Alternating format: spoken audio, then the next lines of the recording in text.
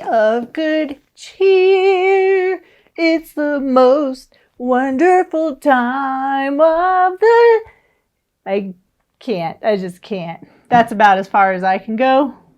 I can't help myself. Every time I hear Christmas music, I just want to sing Christmas songs. Sorry to make you go through that, but couldn't help myself. Hello, my equestrian friends, and welcome back to day number 2 of the Effol Equestrian Advent Calendar unboxing. Don't even know where day number 2 is. I can see 7, 10, 5. Oh wait, day number 2. Day number 2, right here. Down here, right in the corner. Well, kind of in the corner. Okay, let's see what is behind day number 2. And it is another squirt bottle. Squirt bottle, what is this? Ooh, day number 2 is awesome. This is White Star Dry Shampoo.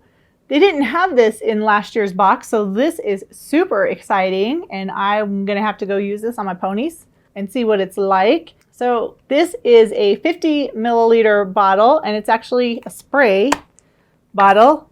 And the White Star Dry Shampoo is ideal for cleaning light colored coats and highlighting markings. When it's too cold outside to wash or quick drying action is needed, it preserves the coat's natural oils, it's pH skin neutral, and does not contain bleaching agents or peroxides. And like all of their other products, the White Star Dry Shampoo is doping free. So again, if you're going to a horse show, this would be perfect to put in your grooming kit, and use it if you need a quick touch-up on your horse's white areas.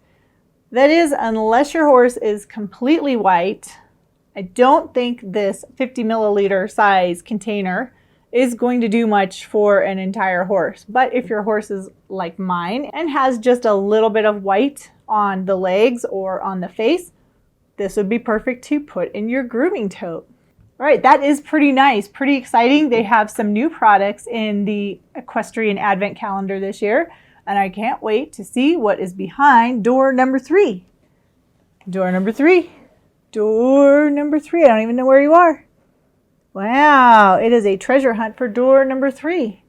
Oh, there it is. There it is, right there. Come back tomorrow and see what's behind door number 3.